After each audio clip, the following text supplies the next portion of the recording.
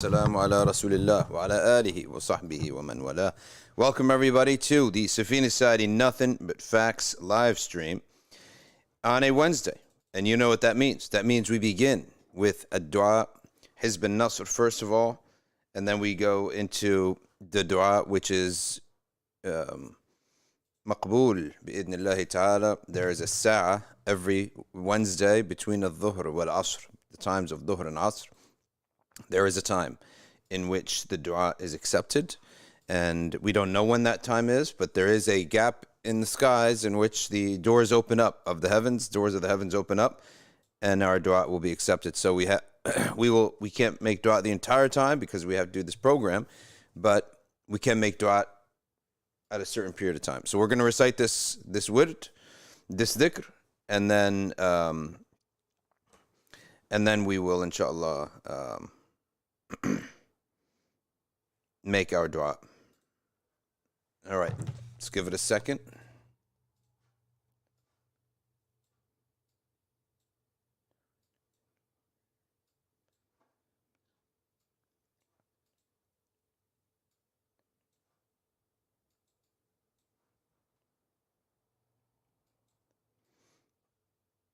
All right, Bismillah ar-Rahman ar-Rahim.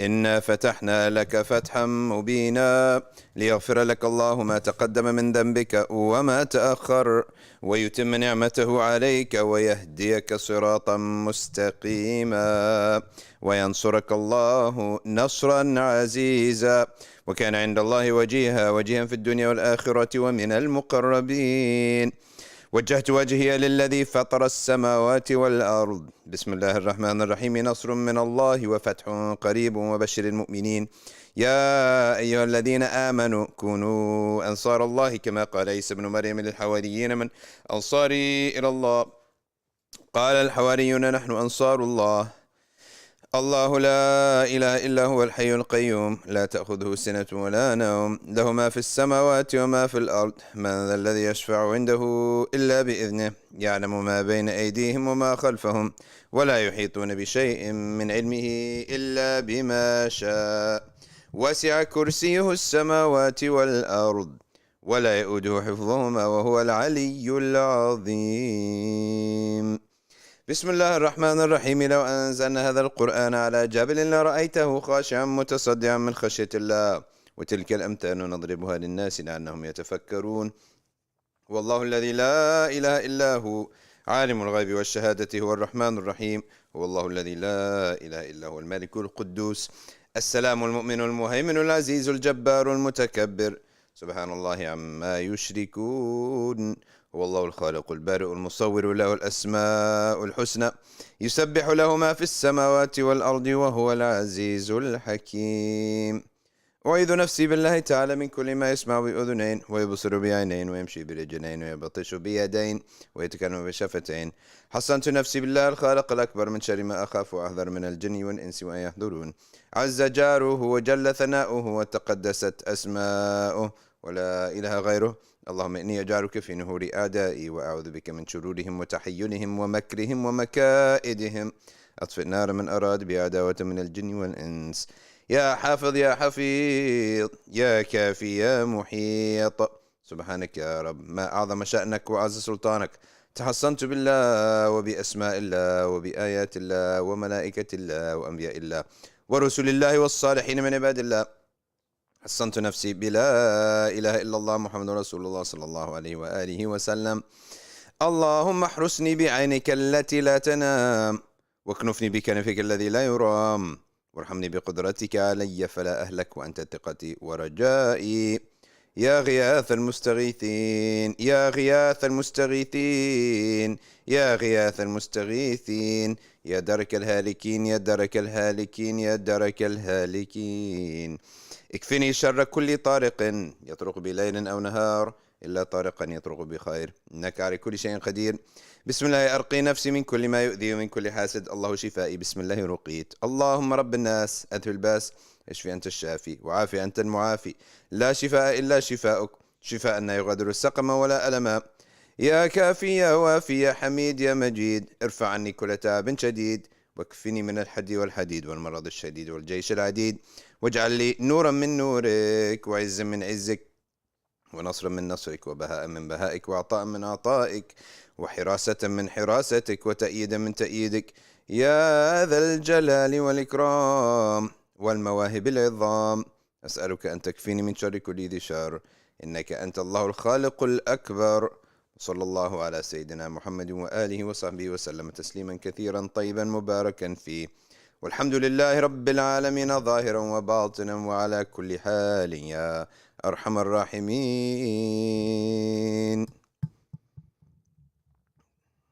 Inshallah, we'll take a few minutes for dua.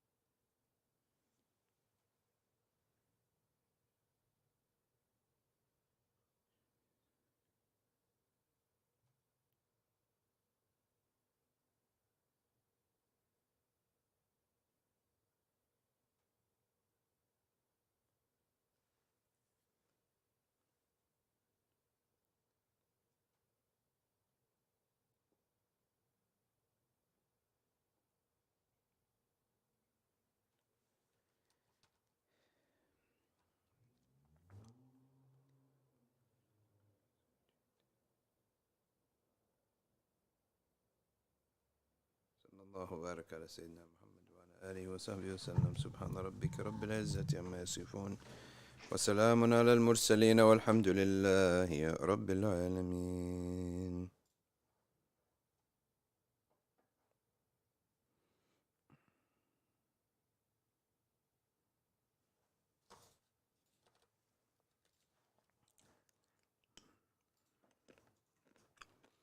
Alrighty, my ladies and gentlemen. I was about to say my brothers, and I said ladies and gentlemen at the same time, so I confused everything. Brothers and sisters, today we covered the affairs of the Ummah, and there are affairs of the Ummah. And that affair of the Ummah is serious issues with Sweden burning the Quran. What is up with them?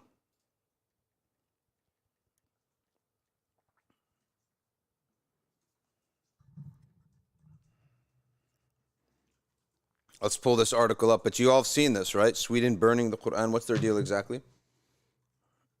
Anyone have a clue? What's going on with these people? I think it says free speech. All right. Free speech. So what if some Catholics went and burned the LGBT flag, for example? What would the result of that be? Would that be free too? All right, here we go. So where do we want to read this? Let's read it from... no, you know what? I'm going to take the opposite because this is very interesting. I'm going to read the Jewish newspaper, Haaretz. Yeah, the Jewish paper. But the Wi-Fi, what's going on?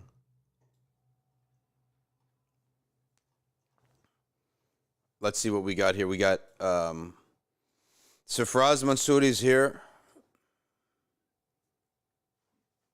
Please, if you like this stream, you go to patreon.com/Safina Society. And you could support this this stream and support all of our projects. So Haaretz is the Jewish newspaper, obviously. Or Israeli, I guess would be the correct way to say it, Israeli. Drawing on a dark history of public book burning, anti-Muslim far-right provocateur has once again publicly set fire to the Quran in Stockholm. Why won't Sweden's government call it a hate crime? This is Israeli newspaper Haaretz, and their thing is called this is an opinion piece. So they let a man named Farid Hafiz write the article. So this is not some Israeli person writing the article, but they published it. Fine.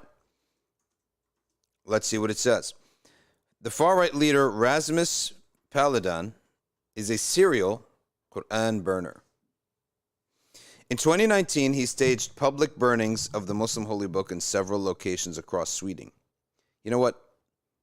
When we need to discard the Quran, we burn it. You're actually not desecrating the Quran when you do that. Of course, your intention is one way. But the beauty of what you're doing is you're giving more attention to the Quran. So these knuckleheads, they're provocateurs and everything, but they're in truth knuckleheads. They're idiots. They don't know anything about how things really work. Whatever gets attention, okay, rises in people's minds. Good or bad. Does not matter whether it's good attention or bad attention. A person welcomes all attention. Okay. He did this across Sweden, sparking riots in several cities, with dozens of arrests, injuries, damage to property, and he's doing it again. This time in front of the Turkish embassy in Stockholm, which triggered both local and international outrage. Last time, mainstream politicians expressed their disapproval. By the way, I do notice that most regular politicians, regular Western public figures, recognize the extremism of this, and they don't like it.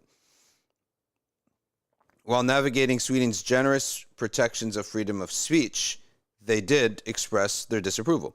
Members of the Jewish community called for legal action, knowing that they have a history with this, and if you don't stop these things right away, these things can catch up with you. Okay? So they're one of the first people to call for an end to this. They recalled the Nazis burning Jewish authored books, and that was a prelude to the Holocaust. Burning holy books like the Quran, or the Torah for that matter, is a hate crime, said one Jewish spokesman of some organization. But Sweden's political context is different now.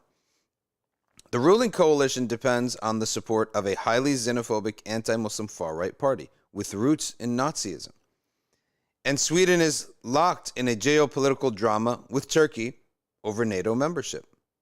The vicious act of burning the Muslim holy scriptures, which for the far-right is a clear symbolic statement of intentions regarding Sweden's Muslims, is now seen as a distraction rather than a toxic hate crime. When Heinrich Heine wrote that those who burn books will end up burning people, those words were actually spoken by a Muslim character in a tragic love story set in Granada in 1492, following the Reconquista. In the 19th century, German poets telling, in his one play, Al-Mansur, the Arab protagonist Hassan is involved in a doomed relationship with Donna Clara, who is a Moroccan woman who was forced to convert from Islam into Christianity and change her name. There is even a burning of the Quran in Heine's play. I've never heard of this play before, but it looks interesting. Book burnings have a long history in Europe, sometimes used to challenge political authority, authoritarian regimes, and to intimidate smaller populations. The burnings are usually public and highly symbolic, for books are always more than just carriers of writing. When enemies of the people are not available in person, or even already dead, their effigies are destroyed by proxy. Book burning thus becomes symbolic murder or symbolic destruction. There is also a specific and storied history of Quran burnings in recent years. Hey, listen, they're not going to burn it if it means nothing. They're not going to pay attention to you if you're not effective. Right? Remember what Mr. October, Jesse Jackson, said. What was his name? Not Jesse Jackson. Reggie Jackson. This is a legend, a Yankee legend. And then they boo him. Okay? What did he say? They said, what did you feel of the fans of New York booing you? He said, they don't boo nobody. They only boo somebody, right? They only boo someone relevant. They only boo someone who's got some power. So here, doing all this, you're just admitting. You're driving everyone's attention to the Quran. He says here that Christian fundamentalist circles, like evangelical pastor Terry Jones in 2010, also did this. In the United States, in Florida, I believe he did this. Okay. But they were preceded by Charles Merrill, a gay artist who burnt the Quran at a 2007 New York event to eliminate homophobic hate. All right. Did you start with the Bible? Because I think they also have something called Sodom and Gomorrah in that book. Merrill's act might have gone unnoticed beyond a rarefied art crowd had his cause not been taken up by the Russian-born American-Israeli gay porn actor and director Michael Lucas. Man, what a list of man. Russian-born, okay, American-Israeli, gay porn actor and director. How many things is he going to have here? So which side is he on? He's, Russian-born. Anyway, who wrote a widely circulated essay entitled "Burn the Quran, It's Gay Artwork," okay, in which he saluted Merrill for his artistic and social courage. The Quran is today's Mein Kampf, he said. I'm telling you, if they ever did anything what they did in World War II, it's the Europeans are going to do this to the Muslims in Europe. Huh? And the Chinese have no problem doing it either. Consequently, it was the Dutch right-wing populist and open Islamophobe Geert Wilders who really popularized the Islam-Nazi analogy. 5 days after Lucas's article, Wilders told the Dutch newspaper De Volkskrant, I guess it's the People's Rant, right? The People's Paper, I guess. The core of the problem is fascist Islam, the sick ideology of Allah and Muhammad, as laid down in Islamist Mein Kampf, and then promptly demanded the burning of the Quran. Islam was, and will always be far more powerful than the Nazis. So you got your analogy wrong on the basis of power, and you got it wrong on the basis of content as well, but power too. If you feared whatever you feared of the Nazis, forget content. If you're gonna have a face-off with Islam, you better be 10 times more afraid. Because this is a worldwide religion with a millennium and a half of history you are not going to defeat. There is more likely a chance that one of your grandkids is going to be a Muslim, if you're a European, one of these people, than that you will ever live a life where you have exterminated all the Muslims, even from your own country. If you're a Sweden guy from right wing, chances are your grandkids are going to be Muslim, or your great-grandkids are going to be Muslim. Keep that in mind. Okay? That is a higher chance of that happening than of you attaining your goal of ridding Sweden of the Muslim presence, let alone Europe. Forget Europe. Sweden, now even a lot of Muslims there, right? Not even a lot of Muslims there. And still, that's the case. So Rasmus Paludan noticed the attention that Quran burning attracted.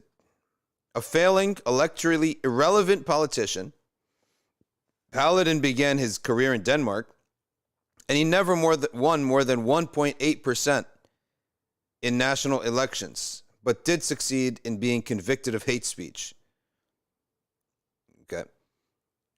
He moved to Sweden and he established Stram Kurs, a hardline political party, and adopted Quran burning, a tool he'd been seen had worked for other anti-Muslim grassroots movements to gain more attention.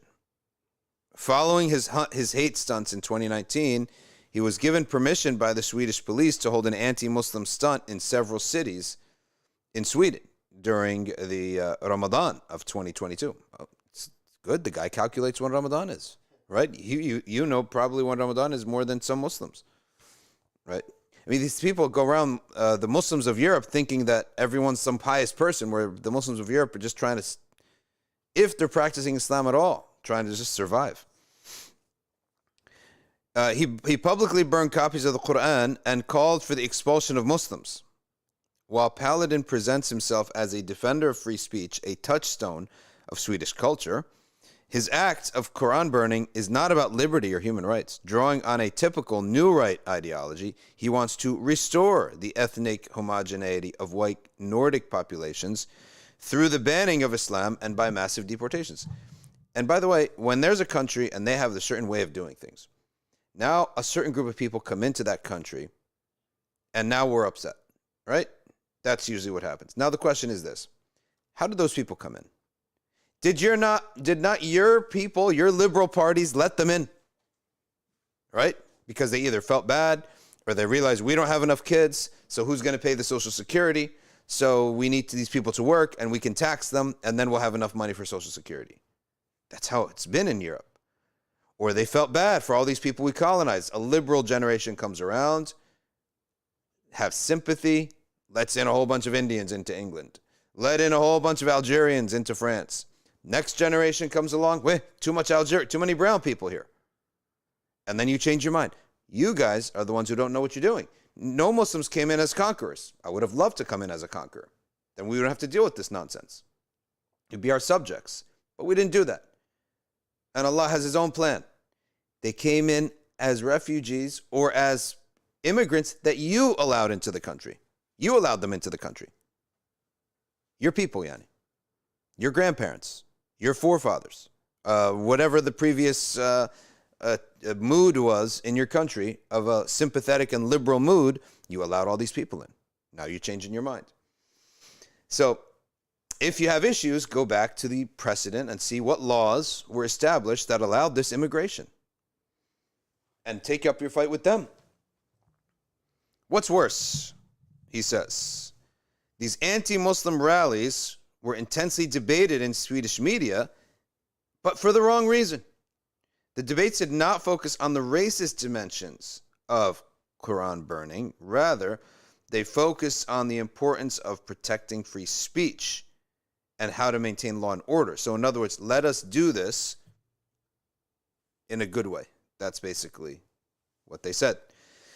The leader of the tiny Christian Democratic Party, Ebba Busch, who is currently Deputy Prime Minister in the center-right government, even called for police to shoot more Islamists following violent counter-demonstration to Paladin's Quran burning. By the way, your kids are watching this.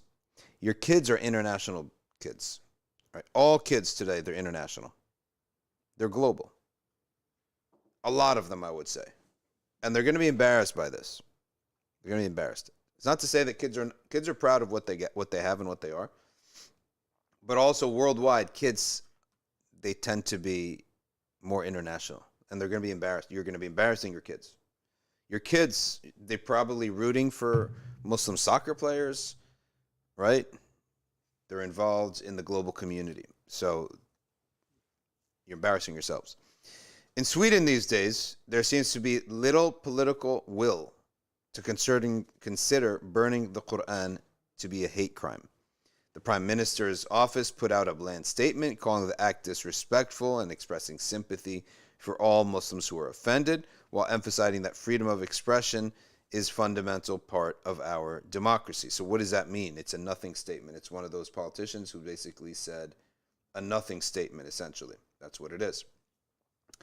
speaking out of both sides of his mouth, as many politicians tend to do. I feel like there's a big difference. Like, for some reason, I'm just noticing this. I remember before I was a Muslim, Yeah. like, I was looking into all these religions and stuff, and someone told me about Islam. I forgot Islam even existed. Wow. I literally didn't, like, the only way I knew Islam existed was from playing Call of Duty when I was a kid. Like, because there's, like, you know, you play in the map of Afghanistan or something. Okay. It's the only way I knew Islam existed at all, and from, like, 8th grade history. Like, I don't understand how they're so preoccupied with what we're doing, with what our interests are. Yeah. I never understood that. Like, I feel like in America it might be different, though. Yeah. Maybe that it's a live and let live more so here than there. I think we're the minority of Muslims is higher there than here. Yeah. And there's nobody else. So here we have the minorities. It's Hispanics and African Americans. Then Muslims way down here. Yeah. And then they don't even classify you as Muslim. They'll just say, like, subcontinent, Hindu and Muslim, Hindu and Pakistan, Indian, Pakistani. Yeah. Right? Arabs, North Africans, very small minority. So we're probably not even on the radar. Maybe right? Because religion is just not relevant really here at all. It's more relevant there, maybe. Yeah, and also if you think about it, America was founded on freedom of religion. Yeah. Europe, the new Europe was founded on like a despising of religion. Like religion is what kept us back. So they want to shut it all out. Yeah. And America was founded on freedom of religion because like it doesn't really matter. Like it's just this thing that you feel. It's like just something you believe in. Yeah. They were never burned.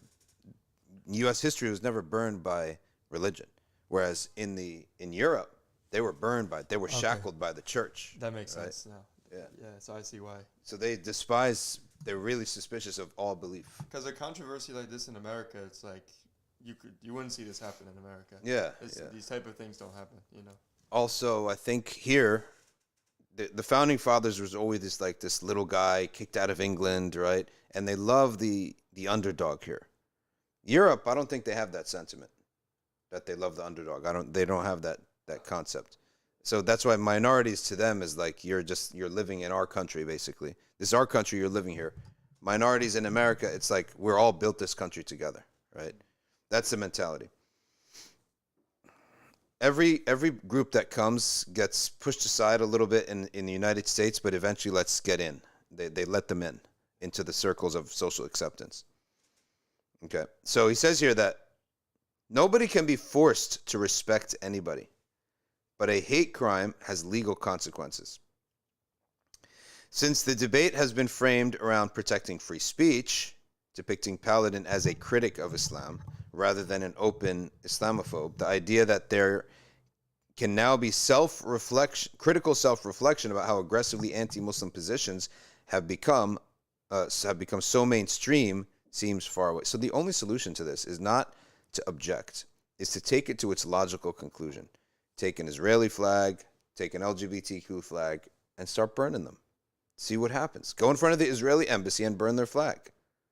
Go in front of a gay nightclub and burn their flags.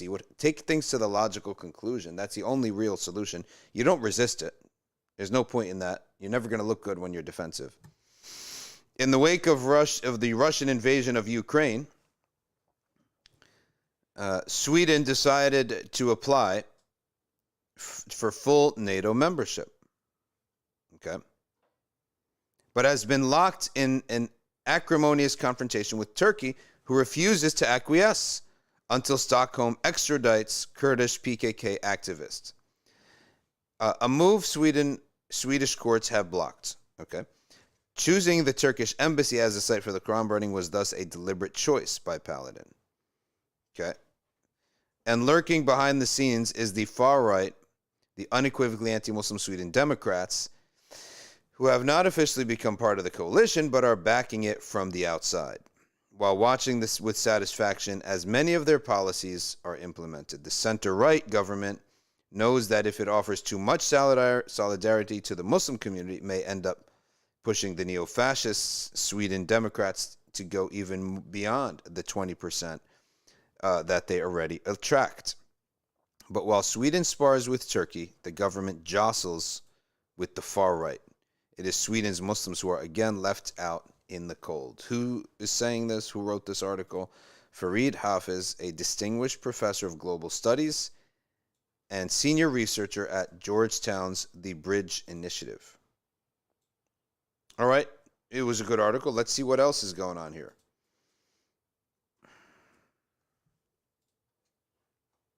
Any comments that arrive from the stream so far? Tahira is wondering why we're not boycotting Sweden. I think those boycotts, they tend not to work, to be quite honest with you. It's because like what am I going to boycott? It's emotional. Yeah. And how long does it last, and what does it actually do? So, for example, like, what am I going to boycott? IKEA? Did they actually do anything, though? Are we going to just boycott everything? Yeah, it's possible, but citizens can't stop this stuff. Countries. Boycott Ryan.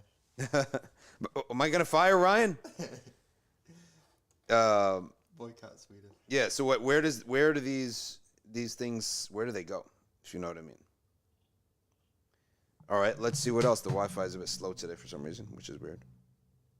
Okay.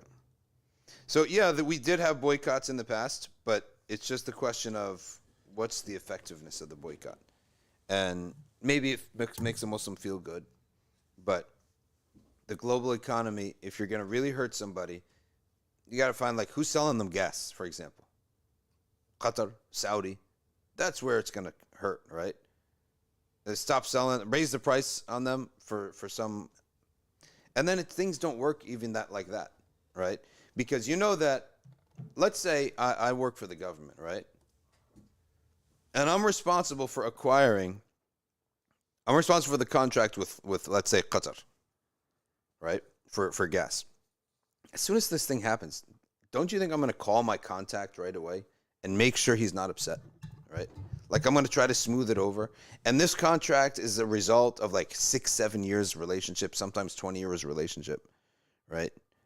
So I'm going to be, it is really hard to actually get an effective boycott going. An effective boycott, to me, it has to be at a government level, if you know what I mean. Huh? Gaddafi was the only one crazy enough to actually be effective, to be quite honest with you. Because was Majnoon. I think sometime when the people rebelled against him at one point, he quelled the rebellion and he punished them by making TV black and white. Guy was just Majnoon. He was such a Majnoon. All right, let's see this. And by the way, I mean, if the Muslims really want to stop this thing, then next time that there is such a thing, make someone feel pain. If you don't like it, the way to stop something from happening is pain, physical pain. Make someone feel pain, get a charge for assault and battery, right? Spend a couple nights in jail, and your friends and your organization will bail you out. You go to court, you'll be found guilty.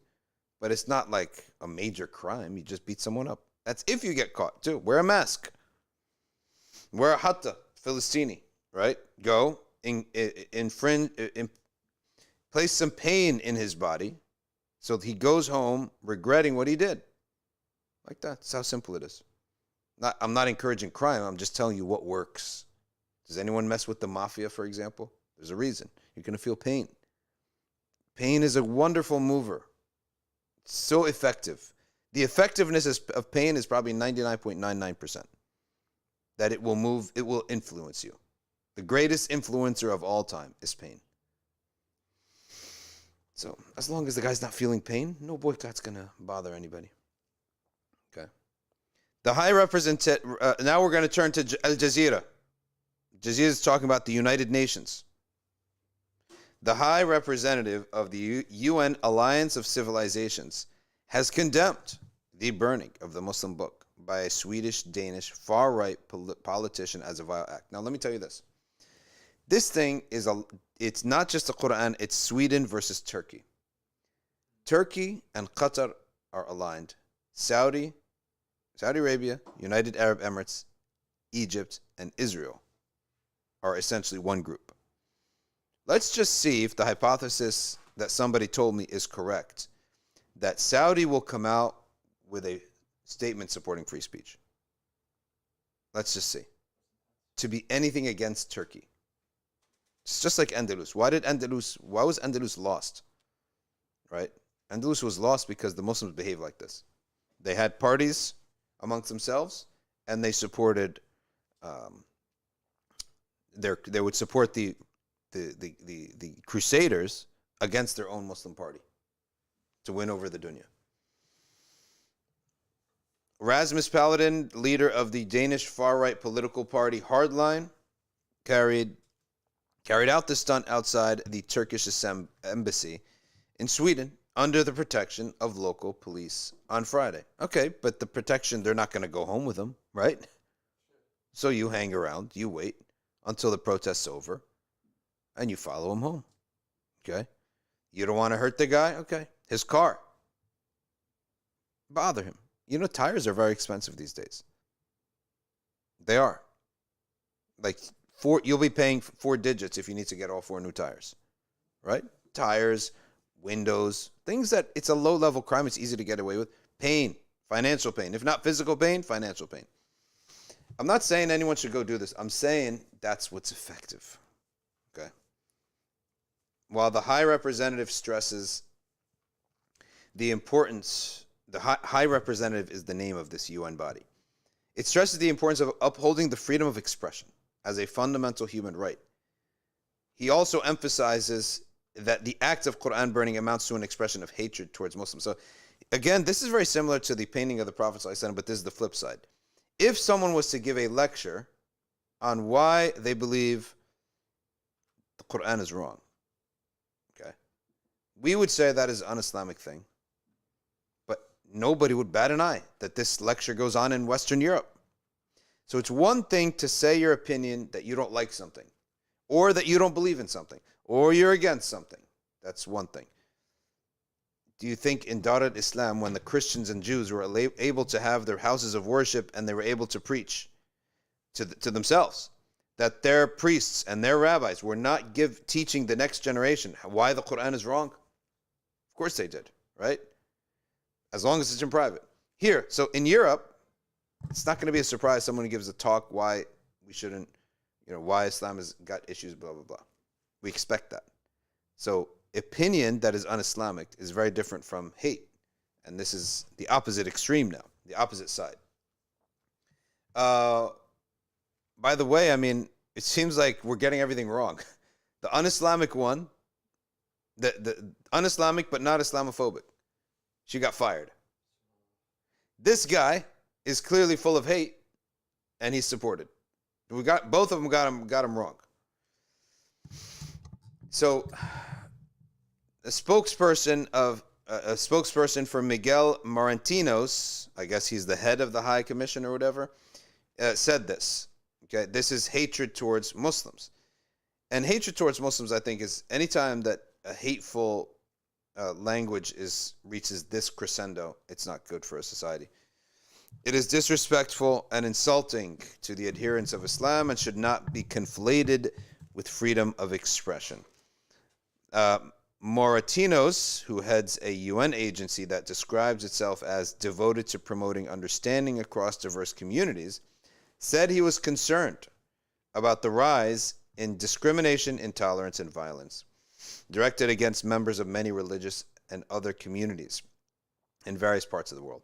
He called for the building of mutual respect and promotion of inclusive and peaceful societies. Racist action. Shortly after Paludan burned a copy of the Quran, Turkey's foreign minister, Mevlut Cavusoglu, condemned Swedish authorities for failing to ban the protests. It's a racist action. It's not about freedom of speech. Arab countries, Saudi, Jordan, Kuwait, have also denounced the stunt. Oh, good. I was proven wrong. They denounced the stunt, as well as other Muslim-majority countries such as Pakistan and Somalia. Pakistan, Muslim-majority? Like 99% Muslim. Whole country is founded on Islam. I think they do have some Christians, though. Allowing this hateful act that insults Islamic sanctities and values is completely unacceptable, Somalia's foreign ministry said in a statement on Monday. It's nothing but a demagogic practice that promotes hatred and racism and serves the agendas of extremism and terrorism. In a post on Twitter, Swedish Prime Minister Ulf Kristersson said that while freedom of expression was a fundamental part of democracy, what is legal is not necessarily appropriate. Such a two-way speech, honestly. Such a political talk that just bothers you, if you know what I mean. Right? It's just annoying as heck. This kind of double speak that politicians do. What's going on over here? Ryan's laughing. Remember a long time Sister Karen came and she said I'm a new convert and everything? Yes. So I saw this message.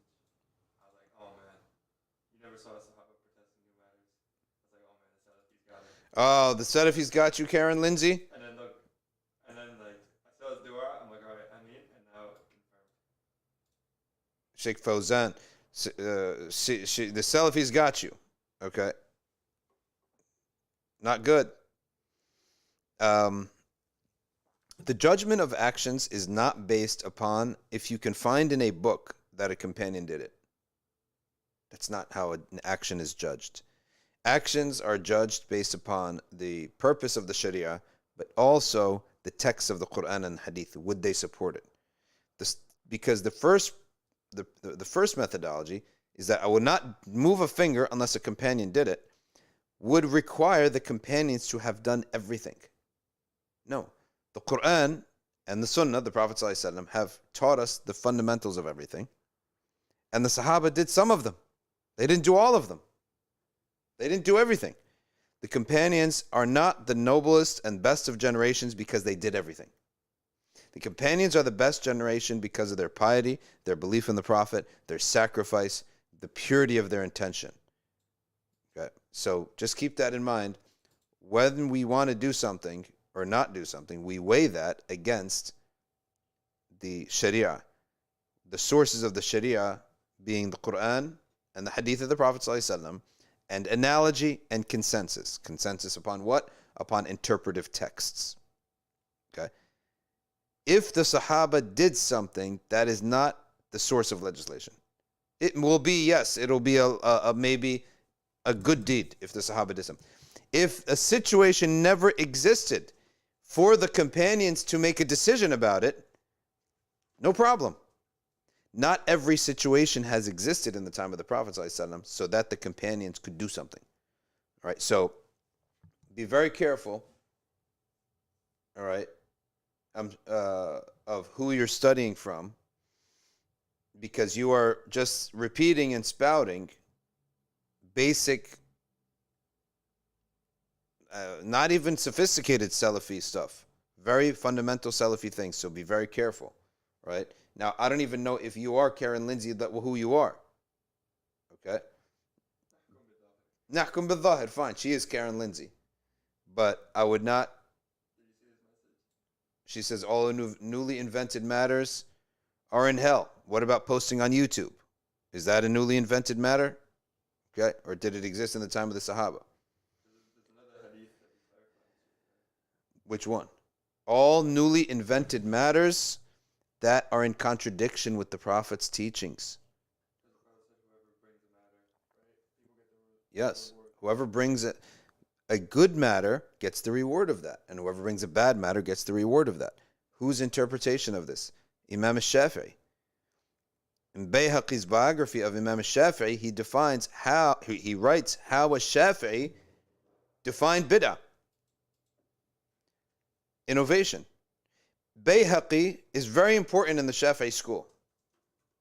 Imam al-Bayhaqi is the follower. He came after Shafi'i, but he clarified a lot of what a Shafi'i left blank by looking at Shafi'i's understanding of things and coming up. One of the things, the Shafi'i's definition of an innovation is that it is a new matter that contradicts Islamic teachings. That's what an innovation is. Okay? It is a new matter that contradicts the teachings of the Prophet, the teachings of the Quran. And that's why the other great Shafi'i scholar, Izz ibn Abd as-Salam, who was a giant of Syria, was expelled from Syria for forbidding the wrong against the governor there, was welcomed in Egypt with open arms, and allowed to live the rest of his life there. He said that innovations are of 5 categories. We judge every innovation on the Quran against the Quran. So, putting the Quran up as an app, a searchable app, okay? Or having tarawih in a jama'ah, or having multiple mosques in the same city. This was unheard of too, like Jummah mosques, central mosques. And, or having multiple Jum'ahs in the same mosque. Or including the companions in the salah on the Prophet. Okay? We say, Allahumma salli ala Sayyidina Muhammad wa alihi wa sahbihi wa sallam. Correct or incorrect? There is not mentioned once in the first generation of Islam. The Prophet never said that. He only put alihi. And it does not just mean his family, it means everybody. But if you put the al and the sahb, it specifies the companions, and the al becomes his family. So all of these innovations are between good innovations. You get good deeds from doing them. Or they're obligatory innovations. You have no choice. We park cars. How are we going to pray Jummah? Cars take up a lot of space. Buildings are small. The population has outgrown the building. So we have 1 and 2 and 3 and 4 Jum'ahs in one mosque. That is an innovation if there ever was one. However, it's a necessary innovation. You have no choice. Okay? So this is what you need to understand.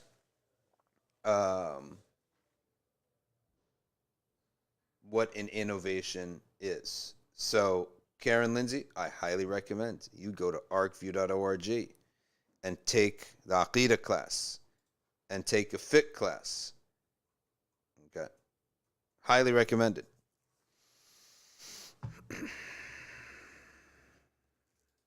Burning books that are holy to many is deeply disrespectful. A group of protesters gathered outside the Swedish embassy in Ankara over the weekend to decry Quran burning. In Bangladesh, people also demonstrated. In April, Paladin announced a Quran burning tour during the Muslim holy month of Ramadan. All right, so listen. You're not treating it the right way. Take this issue to the most logical conclusion. That will force people to recognize the difference between expression and hate. And not just hate, okay, but provocation. There's a big difference between expression and provocation, okay? There's a big difference. All right.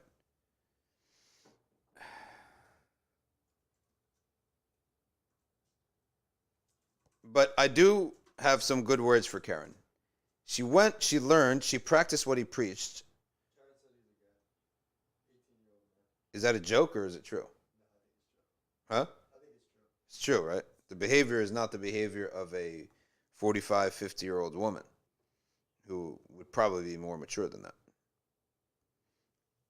But truth be told,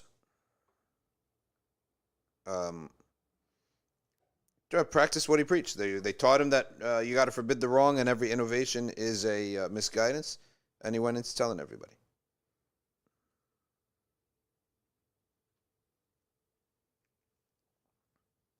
All right, let's go to 5 Pillars UK and see what we have here before we go open to the open QA today, because we didn't do open QA for 2 days.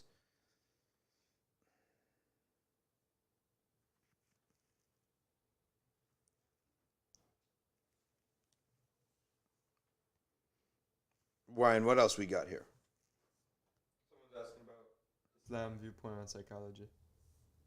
Psychology is extremely important in Islam. We may not call it that, but we do have, the messenger, his consideration of people's emotional states and their mental health, what we today call mental, it's all over the book. It's a book from Sheikh Makka Ahmed Smith, right? Yes, Sheikh Makka Ahmed Smith's book is all about that. And we also have a concept here too that the greatest of all rewards is in emotional health, which is أَلَا بِذِكْرِ اللَّهِ تَطْمَئِنُّ الْقُلُوبِ. What are human beings looking after? Human beings are seeking and chasing after. Are we not all chasing after serenity in our hearts? Everyone who wants anything, in truth, he wants serenity. That's in truth. He just imagines that this is what's going to give me the serenity, like that perfect feeling of peace. Okay, when you look out in nature and you look at a sunset and it's just like you see it's at peace. Nature's always at peace. It's a creation of Allah, is always at peace. It's in a perfect state of harmony and happiness. And that's what you get when you look at it. But we want that on the inside. Everyone who's chasing anything, career, food, wealth, women, men, whatever you're chasing, you're in fact chasing serenity. That's what you're truly chasing. You got to understand that.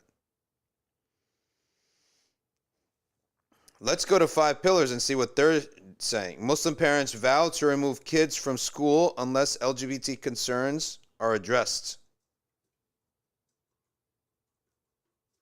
Interesting. This is just today published.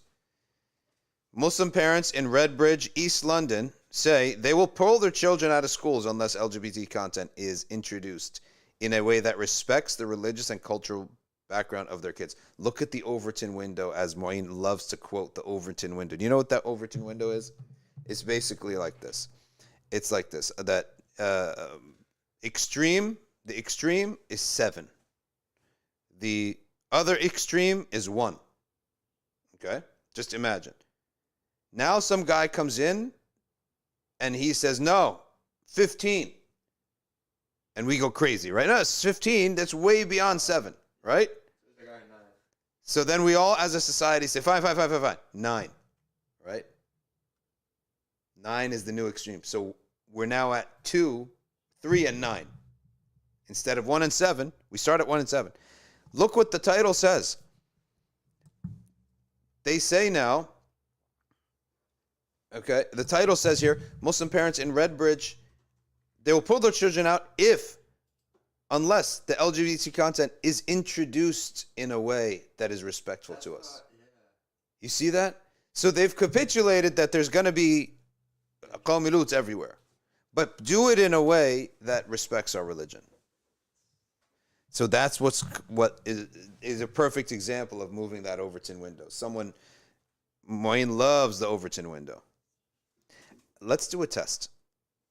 Every time that we have a discussion with Mu'in, let's see, without saying anything, if he's going to mention the Overton window. Okay? And I would say it at 75%. He's going to say, the Overton window has shifted. But now you understand what the Overton window is. Now, this demand was made in a report by Parents United, which was formed in 2020 in response to concerns about relationship and sex education, RSE, taught in schools. RSE now, relationship and sex education. Should not be taught at all. Just teach math algorithms, teach how to read a book, how to analyze a book, maybe history, okay? Because, of course, there's slants in that. Teach a coding language and send them home. I don't want you to teach anything that touches on morals. Parents United held a conference in November last year when complaints were raised from Muslim parents about schools ignoring faith sensitivity while teaching topics under RSE, in which in some cases went beyond RSE requirements. You got a lot of Desi kids in school. Why don't you teach, like, when you get married, where do you live? Do you live at his mom's house, his dad's house? Like, that's something that actually touches the lives of many Desis. Every couple months, somebody comes and says, in Islam, do I have to live in my parents' house because I'm marrying a woman? She wants us to have our own apartment. Like, this is something that actually touches the lives of people. Why don't you bring an expert and discuss it in the schools? An expert from the community. I mean, there's a lot of things that touch a Desi Muslim's life, and they're 10-20% of these school districts. Parents United demanded launch fresh consultations with the involvement of the community. That's exactly what I just said, right? Members of the actual community, like the Imam of the local mosque, come in for 5 weeks in fifth period to discuss how does someone get married in Islam, things like that. Okay, what does sexuality look like in Islam? They got 10 and 15% populations in these schools. Show and agree all resources with parents before introduction into the classrooms. Yeah, because this is a moral matter. This is not knowledge. It's not knowledge. It's not qat'i, definitive knowledge, like English grammar, coding, math, definitive knowledge. This is all up for grabs. It's up for discussion. It's up for belief systems. Be transparent when and how RSE is taught, and the weighting of attention given to LGBT and other protected characteristics. Encourage children to debate a range of controversial issues without presenting one view as correct. Problem is with these people, they're talking common sense. Common sense has fled the coop a long time ago. Parents United are also demanding that the local council launch a review of materials allowed in schools under safeguarding and grooming concerns. The Parents United report outlines several incidents in schools and local libraries that have caused great concern to Muslim parents. This include, are you kidding me? Oh my goodness, I'm not even going to read it. Well, I have to read it because I'm here with you all here. Okay, it's a sex toy basically, brought into children's reading time in libraries, and they are informed what it is. Okay, it's a sex toy basically. Why, when these children don't even know how to go to the bathroom? By the way, me and Ryan, we teach elementary schools. Kids, Sundays. They don't know how to go to the bathroom. I don't know what's going on in the homes. 4th and 3rd and 5th grade kids, they're not potty trained. We have to do potty training. Okay? Teach them what najas is. They don't even not potty trained. You're giving them sex toys? A Muslim LGBT activist picked as a female role model on International Women's Day.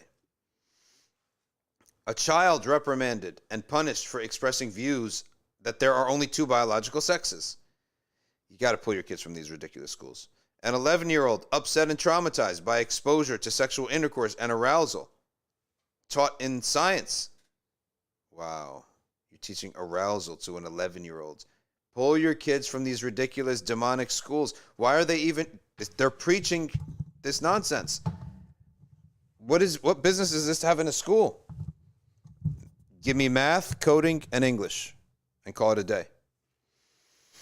Parents of children who did not join an LGBT after-school club were called in and questioned. Why did they didn't join? Pull your kids out of these LGBT schools. The report concluded continuing to inadequately address parents' concerns about the protection of these rights will lead to a deterioration in community relations and seem to contradict the moral and legal principles schools and the councils are supposed to uphold. If parents are not given these rights and are left no choice but to pull their children out of school in order to secure these rights, their children are being denied equal opportunity and access to education. Then they should sue and they shouldn't pay taxes. All right, taxes to go to these schools. To reiterate, we believe schools should respect the diversity of opinions on sexuality and relationships among the families in our community. This includes opinions grounded in faith and the opinions of those who do not ascribe to an organized faith. We're equally appalled by the sexualized content in schools. The teaching of these sensitive topics should not present any view of personal morality as correct. If you're going to present anything, present all of them with a straight face, without supporting one and not the other. Of course, that's never going to happen, because these schools are composed of human beings. Human beings have hearts. Hearts have leanings. You can't get rid of them. As of yet, all evidence we have seen suggests a one-sided narrative. Okay? Clarification is never adequately responded to because they're zealots. Don't you get it? You're never changing these people. They are zealots. Hide your kids. Hide your wife. Remember that guy?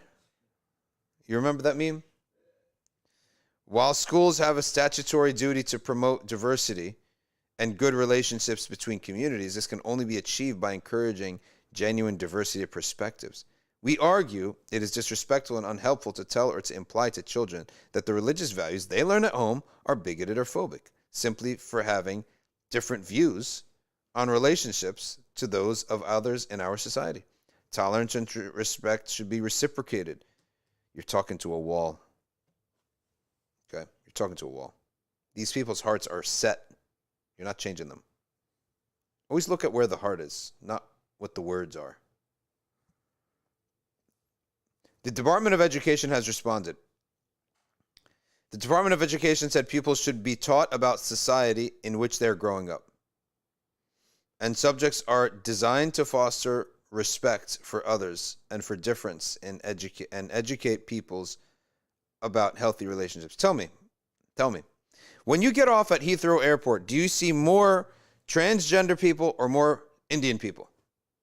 When you get out at Terminal 4, Terminal 6, in Heathrow Airport, do you see more gay people walking around looking gay?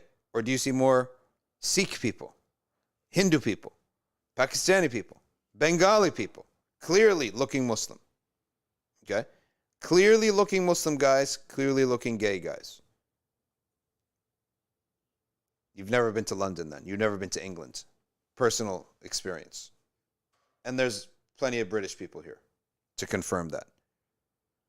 I get down into Heathrow Airport. I come out. It's a Muslim country. I'm telling you, that's the feeling that you get. I go in, the guy at the first guy who's directing you and says the baggage is that way or transit's that way, is a Muslim.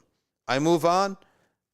Other guy checking the bags. There's 3 guys. One of them is a Muslim with a big beard. The guy looks like, one of these guys that you'll see in any Muslim jama'ah. Okay. And I ask him, where do you pray salah? And he said, they're going to, the guy's in a uniform, Heathrow Airport uniform. He's like, the jama'ah is going to start in a little bit. There's going to be employees. They have a jama'ah. We meet up at that time. And the musalla is right around the corner. I go to the musalla. It's packed. In Heathrow Airport. It's packed. I'm telling you, packed. Right? Like, it's so packed, they had to actually physically put a physical barrier because the men and women would have been squished together. And that, not one jama'ah. It's like the haram. One jama'ah, following the next jama'ah, following the next jama'ah, following the next jama'ah. It's like you'll always pray jama'ah. Because as soon as one jama'ah leaves, right, they push then the stragglers, let's say the guy who's masbuq. Masbuq means he came in on the 3rd rak'ah of the imam. He's praying his 2 rak'ahs. They push him up. Then they pray. People keep coming. All right? The guy comes late to that. By the time everyone leaves, he's the imam of the next, so on and so forth. So if it's truly about that, then why didn't you ever teach about all these subcontinental people? How they live? Shouldn't you teach the culture of Pakistanis? Culture of Indians? How they live in their countries. When you go into a Pakistani's house, take your shoes off. Don't extend your hand to shake his wife's hand. Okay? You should teach all these things. Of course, we're talking to a wall, as I said. This is just all theory, but the truth is, where are people's hearts? These people's hearts, they love this gay stuff. That's where it's going. The government ministry said the statutory relationship and sex education guidance is clear that schools should take account of other religious backgrounds and all pupils when teaching. So the topics are included in the core content and appropriately handled. All schools may teach about faith perspectives, and a balanced debate may take place about issues that are seen as contentious. Ultimately, it is for schools to decide how they teach the RSE curriculum, but they are accountable for what they teach. It is for schools to decide what resources they use. Okay? They should use what is factual, age appropriate, and in line with their legal duties. We believe most schools are engaging with parents effectively. We recognize the concerns some parents have. So recognize. But what did you do with it? Again, political talk, nonsense. Following discussions in the House of Lords last summer, ministers met a small group of parents to better understand their concerns about this issue. Further to this, The examples you have referenced in your report will also help to inform future thinking. The department has also committed to write to all schools to remind them of their responsibility to share materials with parents and clarify what the law allows them to share. Okay? A bunch of nice words, that's not going to go anywhere. If you think it's going to go anywhere, you're naive. I'm sorry to tell you that. The department has plans to monitor the RSE over time, including measuring teacher confidence, blah, blah, blah.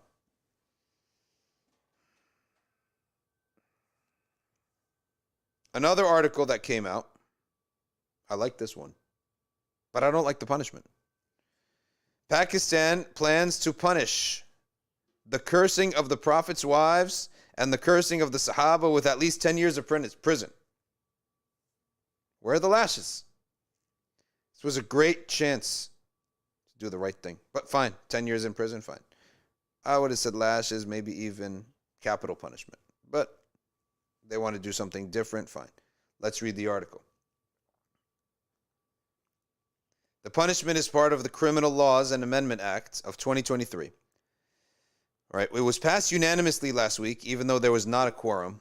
Under the new legal changes, sentences for those convicted of insulting the Prophet's wives, companions, or close relatives could extend to life, along with a fine of 1 million rupees. How much is a rupee to $1? Or like, yeah, pack 60 bucks.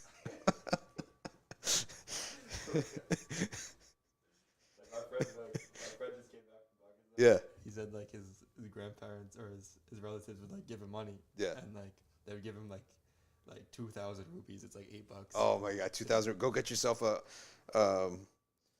kulfi. Okay. Pakistani law already prescribes capital punishment if you insult the Prophet sallallahu alaihi wasallam. Great law. That's the Indian rupee. Let's go to the Pakistani rupee. So $4,000, 1 million rupees is $4,300. Wow. Pakistani law, yeah. You're gonna pay like $250,000 for an iPhone. Yeah, that's crazy. Yeah. All right, the Parliament's duty speaker, Zahid Durrani, called this legislation historic, and he congratulated the lawmakers. I congratulate them as well, but the punishment's not harsh enough, in my opinion. 10 years in jail, and every Monday you get lashed. Fine. That's fine. First of the month. The punishment for disrespecting these sacred personalities were almost nil earlier, says one lawmaker. Jahangir Muhammad says, okay, anti-hate laws in Pakistan are necessary. We don't have the same worldview as European and American countries. God is true. That is the foundation of the nation. Islam is true. That is the foundation of our reality. Okay? The Prophet Muhammad is the Creator's messenger. That's the foundation of our reality. Therefore, our epistemology is going to be that law is taken from God's book first and his messenger's teachings. That's the first source, and then other sources after that. Okay? So that's our reality. So I hope everyone in the world should be applauding this democratically approved new law. All societies need laws that promote social harmony. Okay? And outlaw inciting people's sacred beliefs, incitement against their sacred beliefs. Pakistan has lots of issues relating to sectarian and religious hatred from Sunni and Shia. So some kind of religious incitement laws are necessary to maintain peace and harmony and to clamp down on the worst excesses. And I'd rather have modern anti-hate laws than antiquated British-era blasphemy laws. Call it what you want to call it.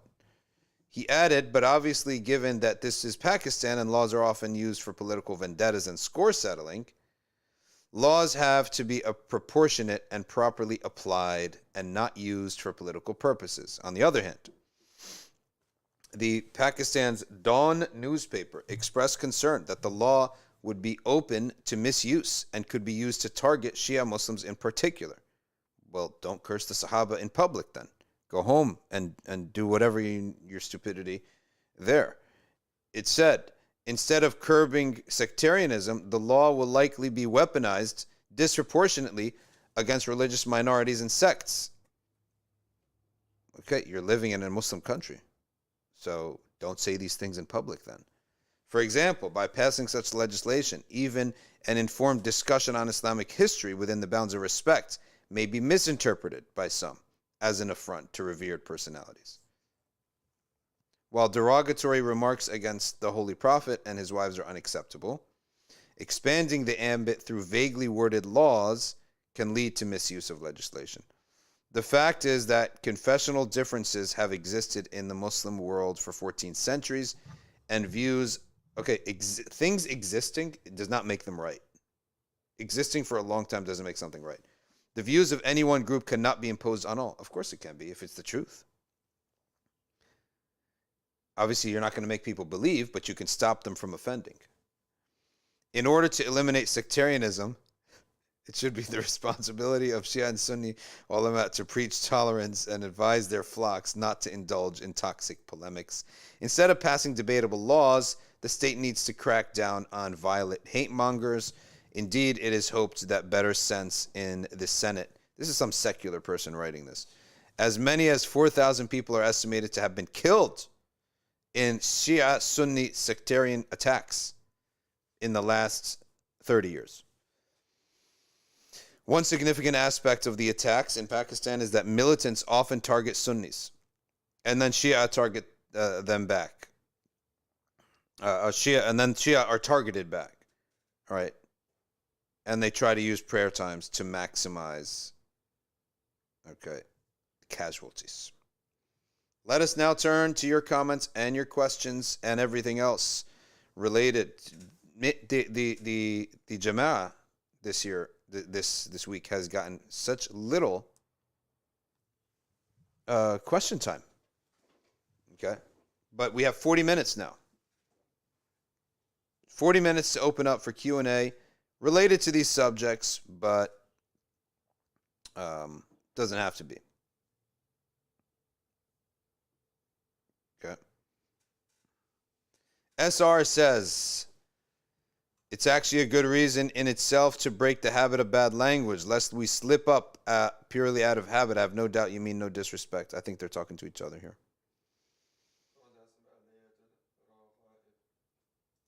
Laylat al-Raghaib. What does that mean? I think it's a Shia thing or something. I saw it on YouTube, on a Shia channel on YouTube. Never heard of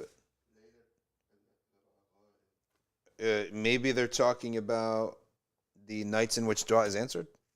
First of Rajab, night before the two Eids, Laylat al-Nisfi min Shaban. Okay. Yeah, those are the 5 nights. Nights before the two Eid, Laylat al-Nisfi min Shaban, night before Rajab, the first of Rajab. What's that? What else? Thursday night. Of course, Laylat al-Qadr. Of course, Laylat al-Qadr, that's a big one. Every Thursday night, which is called Laylat al-Jum'ah. Night before the two Eids. Yeah. That's 5, and then that's 5, and in the once a year, and then Thursday night, every week. Okay. Oh, someone's saying Laylat al-Raghaib is observed on a Thursday night, the first Thursday night, or the first Friday of Rajab. Okay, I didn't know about that specifically. Yeah. Question here says, or comment, we need to have open dialogue with our children and discuss the matters with them. It's needed more now than ever. And not only that, you're going to have discussions. You also have to tell them what is the state of our ummah. Listen, we're part of an ummah right now that it's a lot of things against us. Why are there a lot of things against us? Because our forefathers lost wars. And the Prophet ﷺ has, to show us his truthfulness at a time of weak faith, he has a lot of signs of the Day of Judgment. Now, there's one of the signs that's most amazing. The teen kids could not believe what they were hearing when I taught this. The hadith of the Prophet ﷺ says, the dajjal will come down. He will be blind in one eye, it will be covered over. He will travel the world. The Sahaba said, how will he travel the world in 40 days? The Prophet ﷺ, he said, he will mount a beast with eyes all along its sides that will jump into the clouds.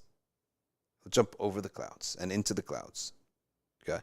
The kids almost like they were shocked. They're like this like perfect and he said that it's between its ears are 40 cubits. So it means it's very broad. Amazing that, I mean, the kids were like, that's it. Clearly it's an airplane. It's obvious. Right? So we need to tell them that we're in a struggle right now. Our religion, we're in a struggle. Because kids will look around. Okay, this is the truth, but our situation is bad. So you got to admit and just bring that to the forefront of the discussion. Your kids spend 40 hours or more at the public school. And that's why in Algeria, Morocco, Mauritania, they issued fatwa forbidding Muslim kids from going to the French schools. That was in the Muslim country, let alone in the non-Muslim country.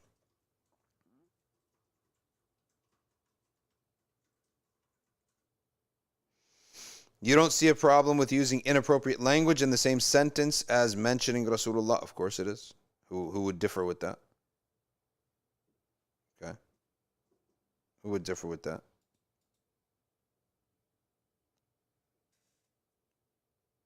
Paris now has a massive Muslim population too. Chances are, if you're a French person, your great-grandkids, there's a greater chance that your great-grandkids will be a Muslim than you ever seeing France return to the good old days of all whites and no Muslims. Tahir Omar brings up the issue of homeschooling. The kids need to interact. That's why if you do homeschooling, you got to do it like 2-3 hours, and then they got to like go get a mentorship or be part of a league for sports, go help someone. What do they call it back in the day? Not a mentorship, but where you go into like a profession and you be an assistant. Apprenticeship.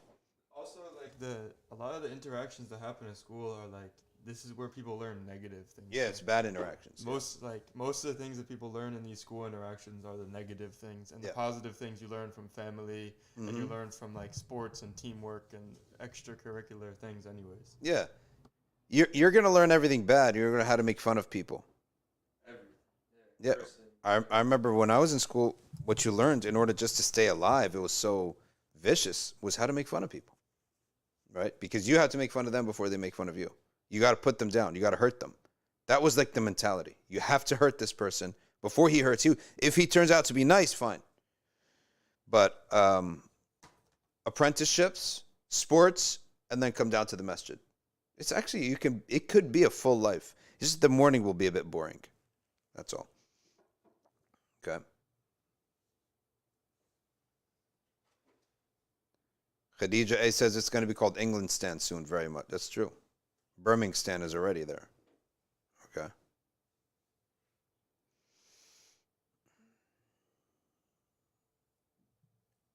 Yeah, it's London that's like 15%. It's not going it's what I mean by that, it's the amenities are there for a Muslim. Because you have such a minority, but the minorities are packed though. That's the feeling. It's not like 6.5%. This person says that it's 6.5% Muslim, right? It's not a lot. But the way that they're not spread out, the way they're packed in together gives you an image that this place is like all the amenities are there. So you go to Birmingham, there's going to be an area there, everything is halal. You can live there your whole life, right, and never feel that you're an outsider because they live together. Whereas in America, we didn't have multiculturalism. We had the melting pot. Multiculturalism is that, all right, there's a German area, Turkish area, Seven Sisters, Moroccan area, Westbourne Park. New York almost has that. Like New York has that, actually. New York has that. Yeah, like there's an Italian section, Chinese section, etc. But in England, they did that. That's how people lived. East London, what is it? Something green? It's all Bengali.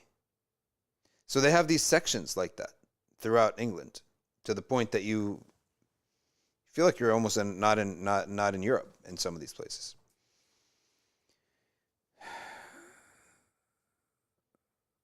Didi says if Muslims homeschool, they have to teach about these subjects too from an Islamic perspective. Totally agree. And at a certain age, you know.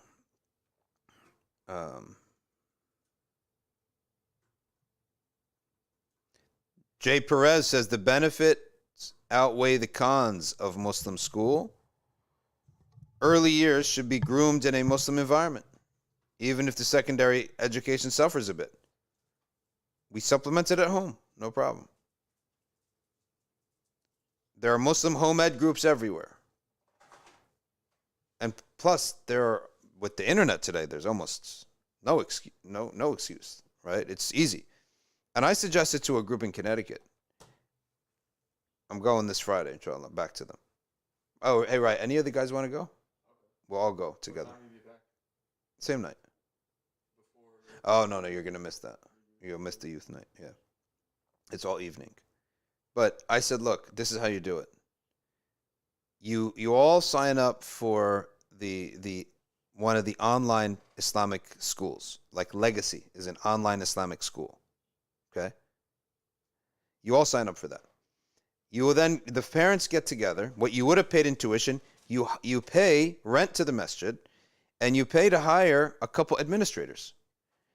Okay? What is the job of the administrator? The job of the administrator, you all come to the masjid, the desks will be out, the administrator will put out tables, okay? Put out some food, and schedule things. And then the kids will take breaks at the same time. They'll go outside, play some basketball. They'll take school trips. They'll take trips together. But they'll all be homeschooling in the masjid at the same time. What's going on in a masjid at 9 a.m., right? It's empty space. So now you can convert it into a homeschooling learning center. And you just pay an administrator, right? So the parents could go to work, drop the kids off, right? Drop the kids off at the masjid, and from 9 a.m. to, let's say, dhuhr, they'll be taking their own classes, every kid with his own laptop, taking their classes with their earbuds in. Then they could, you could supplement this. You could have, let's say, maybe the Imam could teach a Quran, a class of deen. Then you could have gym class, basketball, whatever. You could supplement the easy stuff, the social stuff. But the kid will not be sitting at home all day, bored out of his mind, right?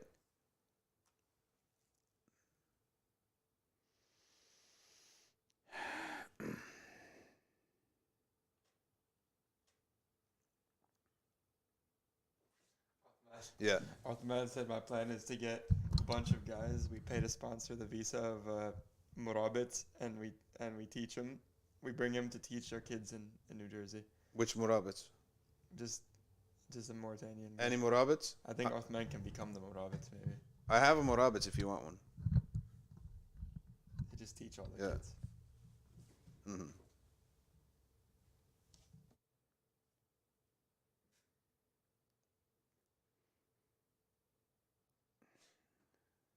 Talk to me, Ryan. You just said a random one who knows Khalid. Oh. This is one of man's priorities. Yeah. Alright, someone wants to know the difference between Tashbih and Tajsim. Tashbih and Tajsim, they're very similar, but Tajsim is more explicit. That's how I would look at it. They're both innovations, but Tajsim is explicit kufr. I saw a video. Yeah. I think we should address it just because It's literally like popular on YouTube. Maybe I should just show you real quick. Yeah, what's the video? Because it's pretty like, it's almost like mocking the beliefs of the Hanabila. Abu Dhar Suhail, he says homeschool is a great idea, but it's all about the education of the parents. That's why we got to have this other alternative where you're going to outsource the education, but you all outsource the education in the same spot. Let's see. I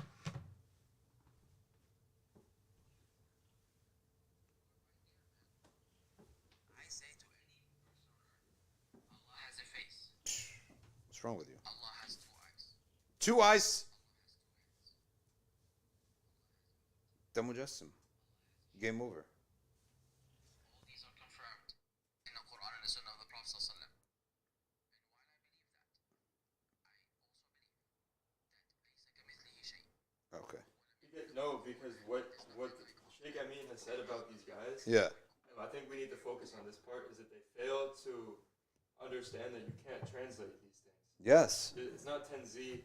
It's not tafweed if you translate it. Yeah. That's an interpretation. It's the translation. A translation is an interpretation. Because when you translate, you go to a dictionary. You go to a dictionary, it has many terms. And that's why there's qat'i verses, there are dhanni verses, and there are mutashabih verses. So, this person, man. It's like you're joking about it, Yeah. He's taken the mutashabihats and made that the forefront of his aqidah. That's what the Quran warns about. Bin Sulaiman says, is it permissible to fast 6 days during Rajab? You fast any time you want in Rajab and Shaban. And fast a lot in Rajab and Shaban. As the Prophet ﷺ used to fast a lot in Rajab and Shaban. And he used to leave the last few days of Shaban and eat so that there could be a feeling of a break. And then you start your fasts again. I highly recommend people to get their bodies used to the siyam now before comes first day of Ramadan and we can't do it. We got headaches, etc. Farouz says, what can we do individually during our everyday lives to prevent atheism within our community? Support all your Islamic institutions. Support all your Islamic teachers. Make sure your kids grow up loving Islam and learning about the deen. Okay? Start with that, and then the ball will get rolling. Okay? Anam Lodi says that teaching online, how boring it is. It is. It is. And during COVID, I'm not even joking with you, I actually taught online so much, I fell asleep during an Arabic class. While teaching, while talking. And I was asleep, and I realized I was saying things that had nothing to do with the class. That's how alone you were during COVID. Teaching so much online, right, that I actually fell asleep in the class. Okay. Nazifa says this year they introduced transgenders as a positive thing in the national curriculum of Bangladesh. What? Bangladesh, of all places. How much? Adam says, how much daily time should we allot to recreation? An hour is a lot, yani. At the end of the day to unwind yourself. 30, 40, 50 minutes. Okay. Had Enough says, if a person has scars, and by the way, everyone's different. Like a single guy may go and play basketball in the gym. He might really need to exhaust himself because he's not married. He can't go and have intimacy, right? A married man doesn't need much recreation, unwinding himself, right?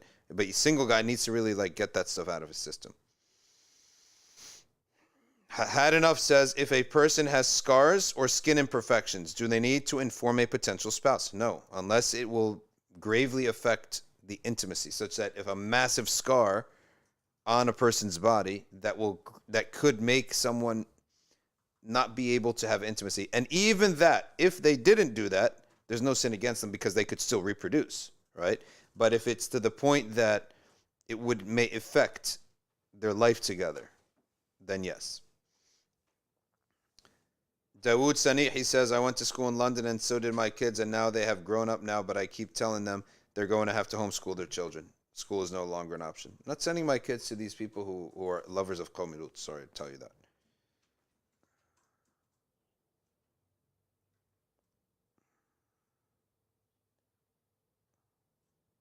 Is there a sharh of Al-Kharida al Bahiya? Yes, there is a sharh of Kharida al Bahiya, and it's translated too. I teach it to the kids on Sunday. I teach it to some youth on Sunday. Akumezi says, my friend and I are in Arkview Basic Arabic. Where can we get the quizzes, champ? Oh, I don't know if I have those quizzes anymore. I would have to look them up. And then we'll put them up if I can find the quizzes.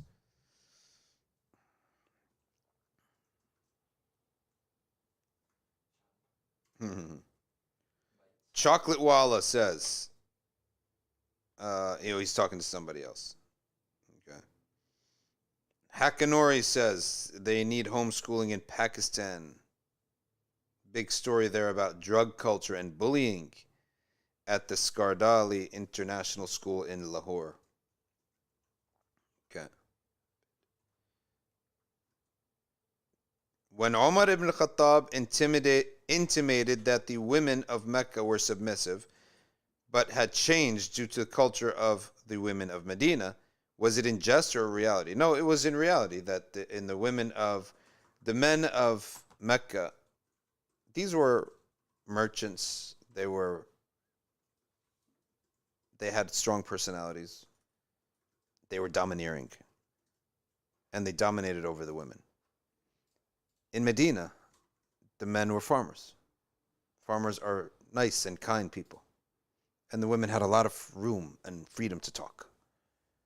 And the Prophet Sayyidina Umar ibn Khattab noticed change in his wife. That she's becoming like these women who are open with him and talking to him like that. So he did note that. But it was like he noted it. There's nothing else to say. I don't know what else he said about it except that he noted it.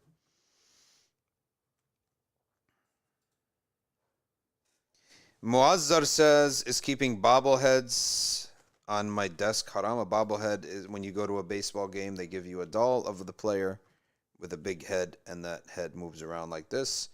And it will not be permitted for an adult to keep something like that. I feel like we're sort of silly making even a ruling about it, but it would fall under a statue, and it's forbidden for that reason. And only for kids can play with that. Let kids play with that, not adults. Like if your kid has it and he puts it on his desk, if it's his, that's fine. Okay. Anyone these days that has their makeup fasts, make them up now. Because if you owe fast from last Ramadan and this Ramadan comes and you didn't make them up yet, then you need to do qada plus fidya. You need to do fidya too. Remember what a fidya is. Fidya is a payment of money. It's in the form where you give it to somebody like a masjid. Just give it to your masjid. You need to feed one poor Muslim. That's what a fidya is. Feeding one poor Muslim. Now, you may not know how to do that, so you pay that money to a masjid. All right. What about a bobblehead for kids, but they don't play with it? They collect them. Kids are allowed to have statues. Collector's items, whatever. But khalas, once you're an adult, you don't. Is it okay to have a shirt with a face on it? Yes, that's not a problem. A face is not three-dimensional, and it's not the full body, so it's not makruh. Okay?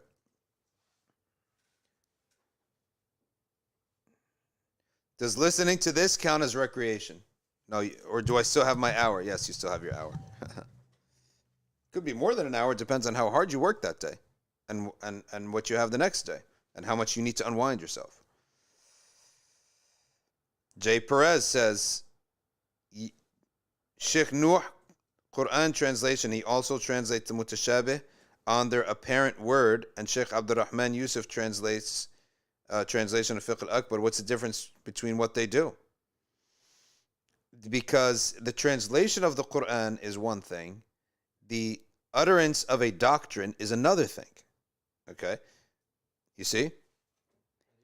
That video, he was saying it as a aqidah, which is different than the translation of the Quran. Right? And these guys are claiming, the people who do the the first one, they're claiming Hanbali fiqh or Aqidah. And Sheikh Nuh is permissive of interpreting these verses in a way that's not the primary meaning. Yeah. Like, so it could say hand, right, for instance, but not mean like physical, right? There's a ta'wil for that, even if it's the word hand. Right? And don't we say it all the time, right? Seeking the face of God, or can you give me a hand with this? Yeah, and also even when we translate these hadiths, Allah comes down to the last sky, the lowest sky. We say it as a hadith or a verse of Quran, translating it, but not as aqidah, right? So in the context of aqidah is different. I hope that becomes clear.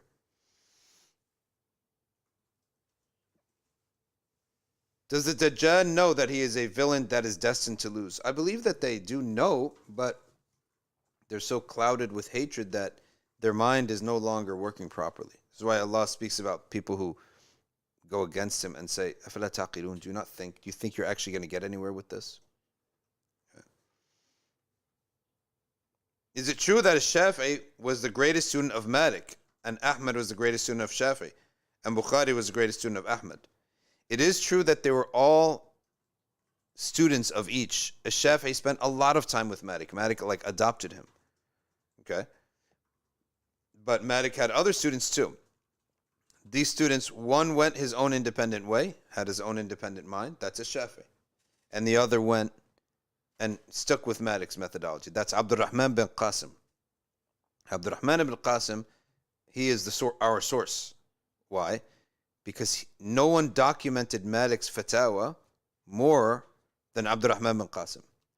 In a series of Q&As with first Asad ibn al-Furat and second Sahnun. Okay? So the primary source, the biggest primary source that we have of Malik's fatwa is called Mudawwanat Sahnun, the documentation, or the Mudawwana, the book of Sahnun. Sahnun, that book consists of a Q&A with Abdurrahman bin Qasim. Well, what did Malik say about this? What did he say about that? What did he say about this? What did he say about that? And Sahnun writing the answers down. Okay? That's what happened. That is our primary source. We, Muslims, encourage using your brain. We don't believe in cults. We don't believe in ideological gangs. Okay?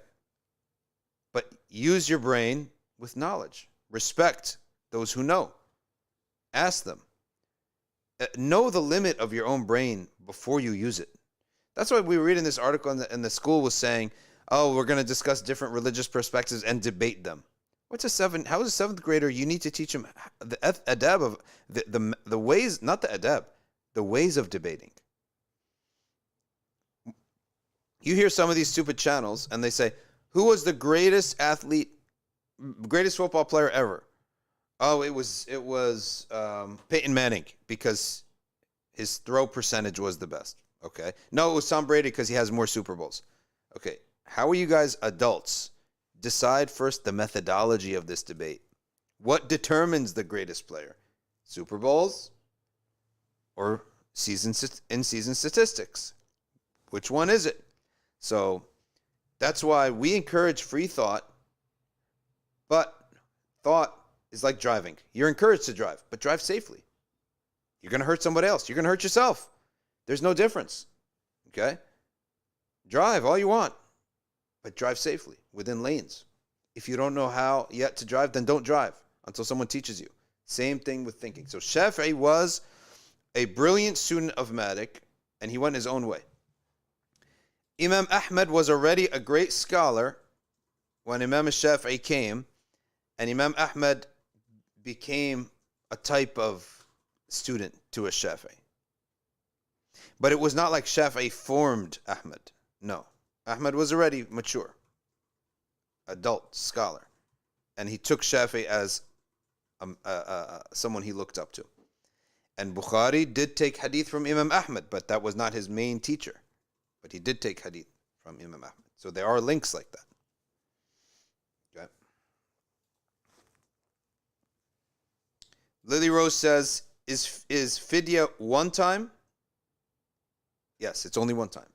So whether you missed one Ramadan, a whole year passed, or 5 years passed, its fidya is once. It doesn't add every year that you owed it. It doesn't tag on every year that you owed it. Women who didn't fast due to their monthly cycle, pregnancy, nursing, do they have to pay fidya as well as make up the fast? Only if a full year passed. If the next Ramadan comes in, then yes. But if you broke your fasts solely for the reason of somebody else's health, then whether a year passed or not, you owe qada plus fidya. And there, again, I'm going to repeat that.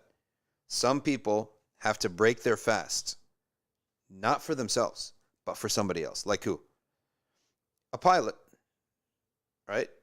If a pilot has a takeoff is at 2 p.m., he wakes up at home for Fajr. So he's bound to fast that whole day, right? He must fast that whole day. But he comes in, he's flying from LA, and he's flying west, so he's flying away from the sun. So he's going to go a long time. If he now feels, and he owes that day, even if he's traveling, because he woke up in his hometown.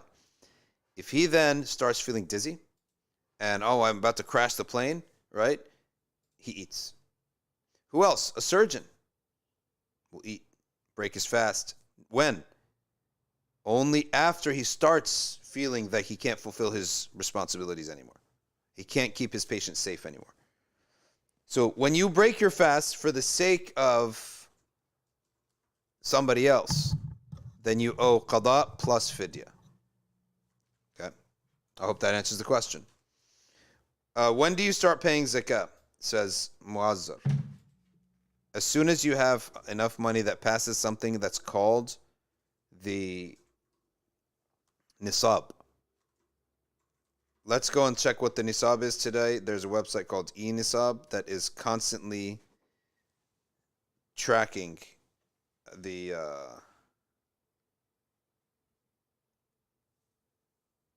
value of the dollar and the nisab.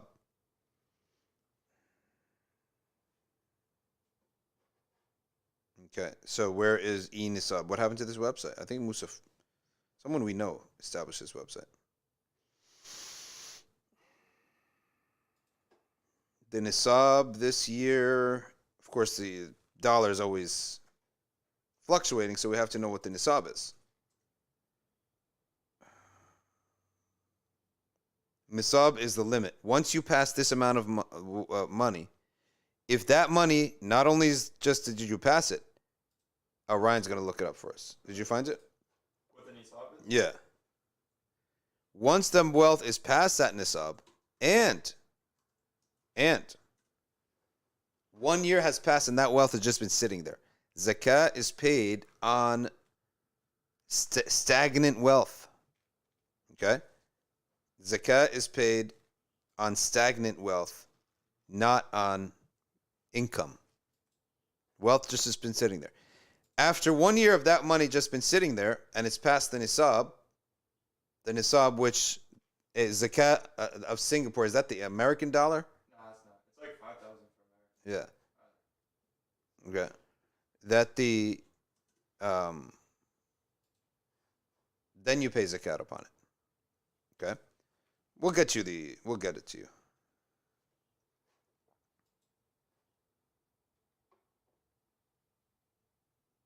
Okay. Yeah.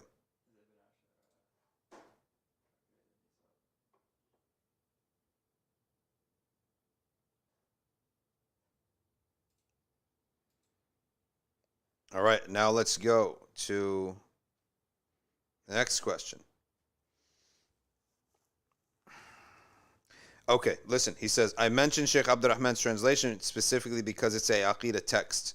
Well, if he's just translating the Nas, still what you're going to look at is what is he saying as a Aqidah point. Remember that video that we just played, the guy saying Allah has a foot. That's an Aqidah claim.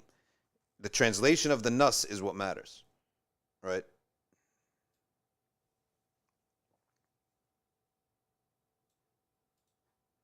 Uthman says, Ibn al-Qasim came back to Egypt with 10 camels carrying what he wrote down about Imam Malik.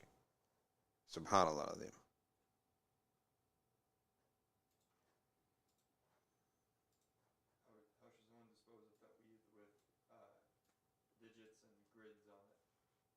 Tawiz with digits and grids, I don't use those things unless it has Quran that is known, hadith that is known. How to dispose of it, though? How do you dispose of it? Allahu Alam, to be honest with you. I don't like getting into that world. Ask somebody else.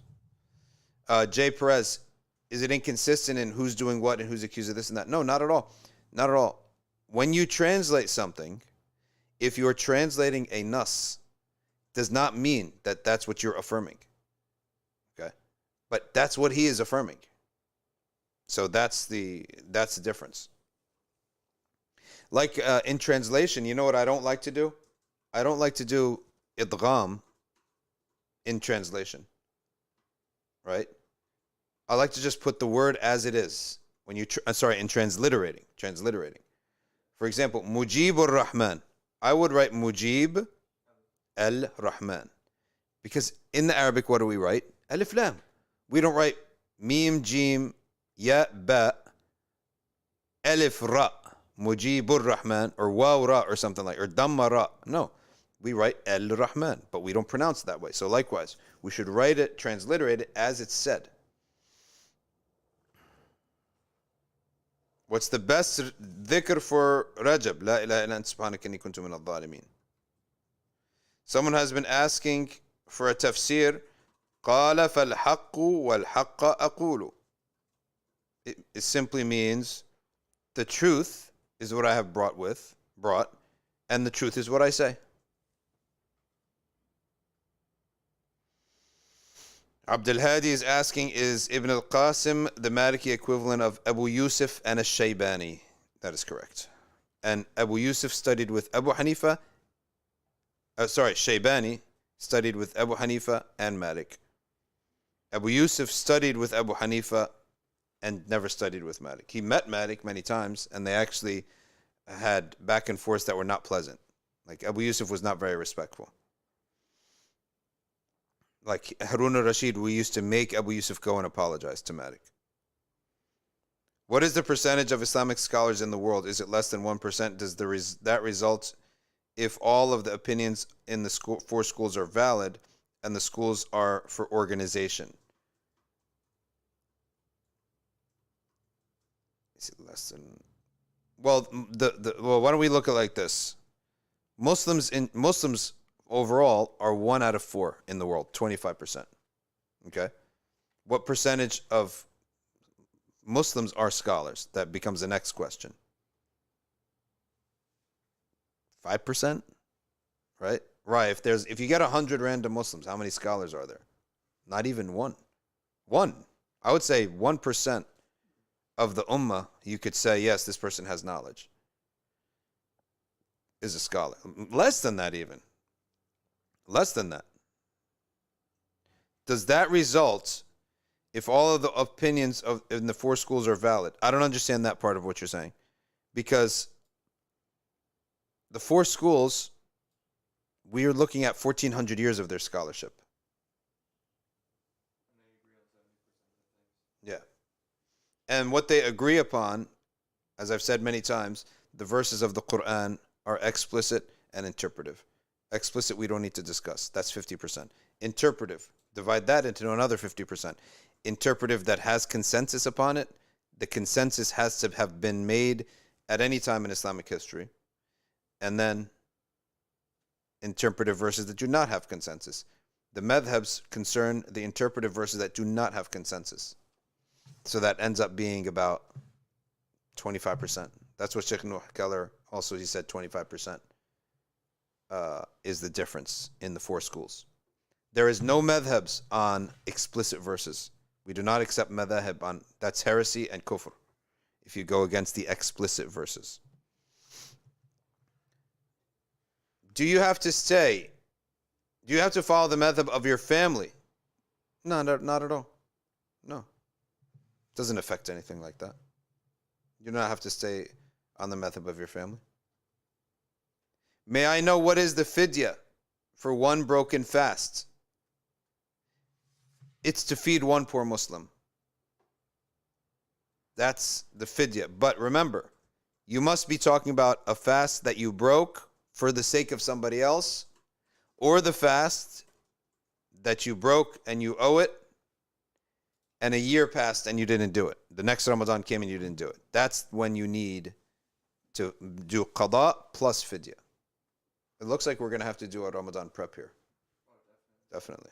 Yeah, with the slides and everything. Maybe that'll be part of the Yeah.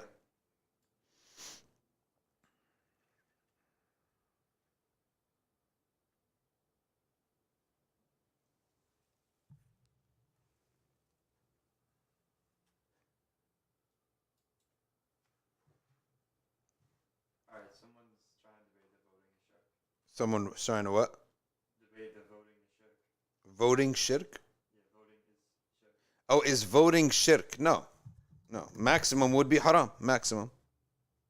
Right? Maximum, you'd be committing a sin. You cannot be shirk unless you believe that it would be kufr if you don't believe that Allah's law should be applied in the earth. That would be kufr. But because let me clarify that. It would be kufr if you believed that there's something better than it. Okay? If you say, no, yes, I believe Allah has the best law, but it's not the time and place, then you may say that's an innovation. And if you say, yes, Allah's law is the greatest of laws, it should be applied at all times, but I can't do it right now. I don't feel like doing it. I don't want to do it. Right? That's sinful. So ruling by other than Allah's rule can be kufr, can be bid'ah, and can be sinful. Bid'ah in this respect is a belief that renders your good deeds invalid until you fix your belief. Yes. Kind of interesting name. Says that all the classical scholars, Imam Maturidi, Bayhaqi, Kawthari, declared someone a kafir who declared haram as halal, no matter if he says, I see it better. So he's likening that to voting, I think. Yes. If you make, you're essentially saying the Quran is wrong. That's why the one who makes the qat'i haram. Remember, that must be haram on a qat'i basis. Because there's haram on an ijtihadi basis. Like what? The Hanafis forbidding shellfish, the Malikis forbidding horse, donkey and mule. That's tahrim by ijtihad. But if it's haram by the nas, and you render it halal, you're saying the Quran is wrong. Okay? But is there a direct prohibition on voting per se? Not necessarily, because someone may argue with you that it's the lesser of two evils. So it may have been haram in one situation, but in this situation it may be the lesser of two evils. So that's why it can't be just clear cut that we say it's kufr. We have some questions from Telegram. Telegram, let's hear it. Priority. Mm-hmm. Why is it that we see practicing parents having non-practicing kids and vice versa for non-practicing parents having practicing kids? Why are there some good parents, bad kids, bad parents with good kids? Allah Ta'ala is distributing the mercy so that they could help one another. Okay? So imagine like in the Lawh al-Mahfuz, in the book of destiny, there's good people and bad people. If you put all the bad people together in one family, how will they ever come out? If you put all the good people in one family, okay, they don't benefit each other. So Allah Ta'ala has mixed them up so that they could benefit each other. And we ask Allah to make all of our children righteous. And there are many families, everyone's righteous. I've seen it. Don't ever say, no. There are a lot of families, everyone's righteous. Okay? All right, another one. Mm-hmm. What does 7 earths and 7 heavens mean? There are not 7 earths, but 7 abodes of existence. They are different from the 7 paradises. Okay? So when the Prophet ﷺ went on the Isra and Mi'raj, Isra to Jerusalem, Mi'raj up to the 7 heavens, we call these. Paradise is something else completely. That is not opened until the Prophet enters it on the Day of Judgment, but he has been allowed to see some things in it. What else on Telegram? All right, another one on Telegram. Can we finish with Dua an-Nur? Mm-hmm. We can finish with that today? Yes, we will, inshallah. I'll pull it up and we'll do that. If a non-Muslim calls out to God, are they calling about to Allah? Yes. And could Allah answer? Yes. Allah may, when he answers the non-believer, it is either out of mercy or out of istidraj or to make them stop praying to him. What's the situation? There are three different situations. He may simply have mercy upon him. He has mercy upon him already, that he has a face and he has eyes and he has ears. That's mercy. Okay? He may answer their prayer out of mercy of them. It doesn't mean he's right about his religion. That's what many of the Christians got wrong. Doesn't mean you're right about your religion. He may answer them out of istidraj. What does that mean? He's doing something bad and saying, and he's asking God for help while knowing it's bad. And Allah helps him. So he goes even worse into the sin. Okay? Allah blesses him with more. So many preachers, how about all those preachers, right? All those preachers that were corrupt, they were stealing people's money. They're doing fake healing sessions. They heal people and it's all a fraud. Are they not saying, God bless us, bless us, bless us, right? And he's doing fraud right there. Why? Allah's answering of those prayers is not an answering of prayers out of love and mercy. It's an answer out of prayer to say, okay, we're going to expose you.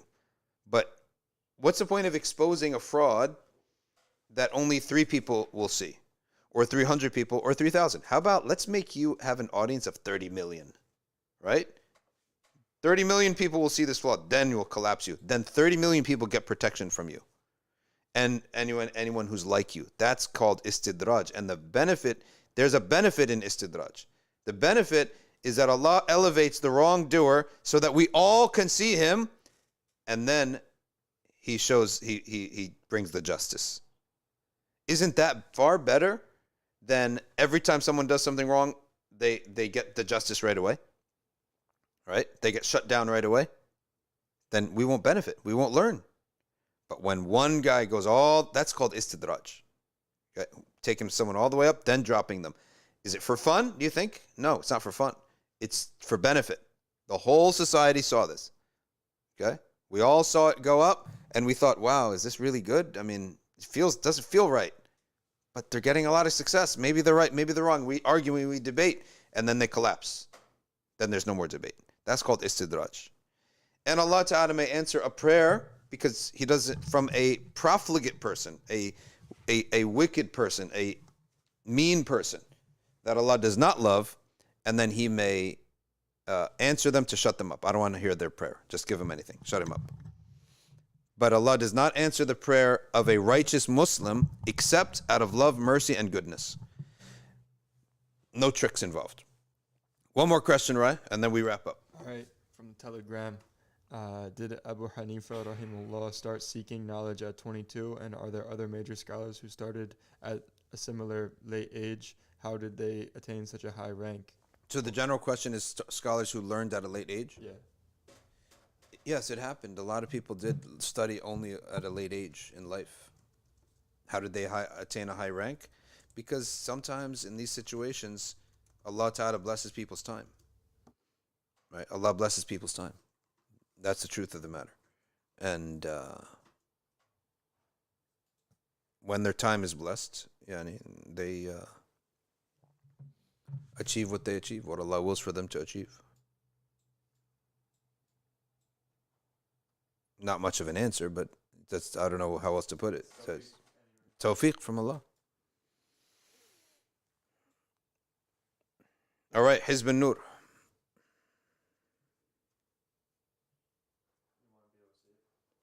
Yeah, if possible. No, that's fine. As soon as it comes up on the phone. Yeah, actually switch it over, fade it over. Yeah, all right. Then it'll come up on my phone. I'll be able to see it.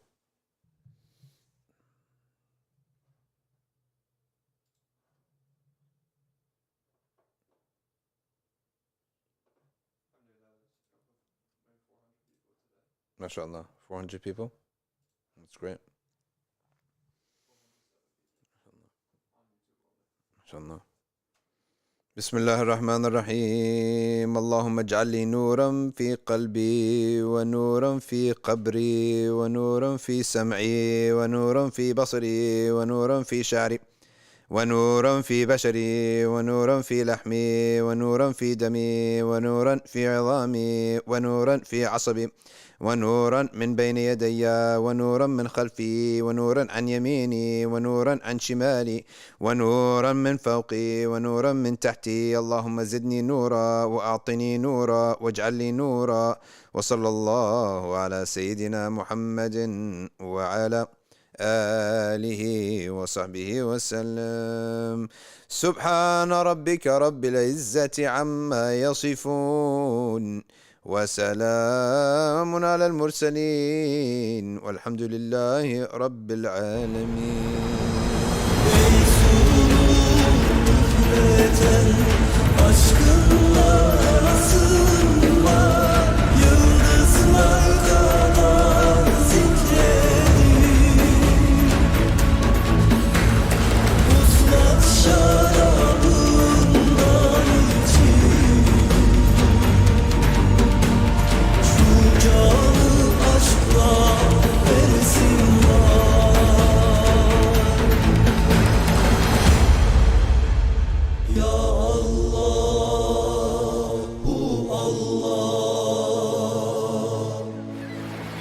Kalbe şifa ver Allah.